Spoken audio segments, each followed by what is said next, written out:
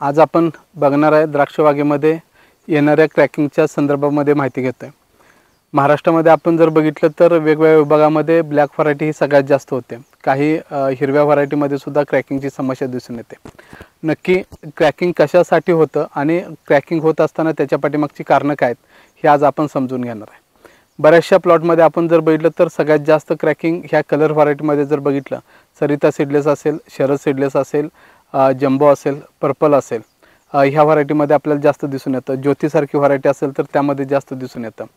तर ह्या व्हरायटीमध्ये क्रॅकिंग येण्याची मेन समस्या जर बघितली तर ब्लॅक व्हरायटीमध्ये आपल्याला सगळ्यात जास्त बॅलन्स न्यूट्रिशनचा ठेवावा लागतो, तो म्हणजे पोटॅश आणि कॅल्शियमचा।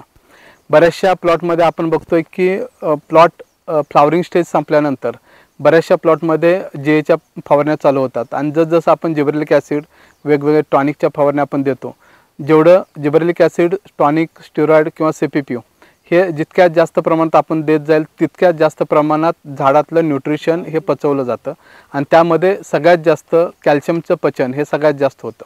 त्याच कंडिशनमध्ये 70 दिवसाच्या पुढे गेल्यानंतर पाणी उतरल्यानंतर बऱ्याचशा प्लॉटमध्ये झाडामध्ये कॅल्शियम वाहनाची कॅपॅसिटी ही कमी होते। त्याचबरोबर टेम्परेचर कमी झाल्यानंतर 15 डिग्रीपेक्षा जर टेम्परेचर खाली आलं तर त्या कंडिशनमध्ये कॅल्शियमचा अपटेक त्या ठिकाणी होत नाही।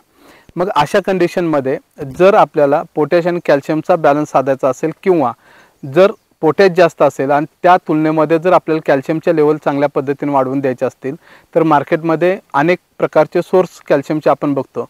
त्यामध्ये चिलेटेड कॅल्शियम असेल किंवा कॅल्शियम नायट्रेट असेल, कॅल्शियम क्लोराईड असेल किंवा आपण सुपरफॉस्फेटमधून मिळणारं कॅल्शियम असेल। ह्या सगळ्या सोर्सपैकी सगळ्यात चांगला सोर्स जर आपण बघितला, आज मार्केटमध्ये ऑक्साईड फॉर्म्युलेशनमधलं कॅल्शियम दिसतं, पण हे ऑक्साईड फॉर्म्युलेशन स्प्रे गेटचं आपल्याला वेगळ्या फॉर्मॅटमध्ये येतं।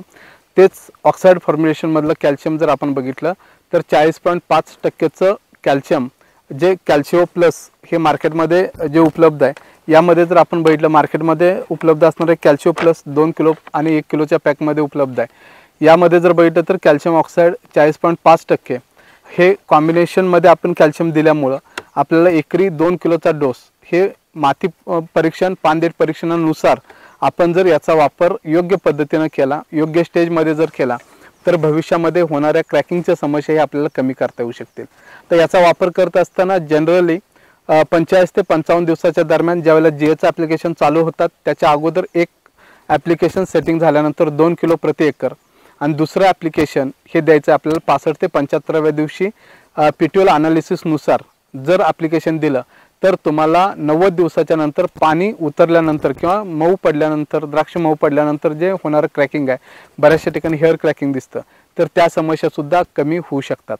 तर त्याच्यासाठी हे कॅल्शियम ऑक्साईड कॅल्शिओ प्लस देत असताना फक्त आपल्याला बाकीचे न्यूट्रिशनचा सुद्धा बॅलन्स तपासून घेणं आपल्याला तितकंच गरजेचं आहे। जर ज्या लोकांना क्रॅकिंगची समस्या असेल अशा शेतकऱ्यांनी आयडियल फाउंडेशनशी, आमच्या टीमशी कधीही संपर्क करा, जेणेकरून आपल्याला क्रॅकिंगच्या संदर्भातल्या समस्या आपल्याला त्या ठिकाणी कमी करता येऊ शकते।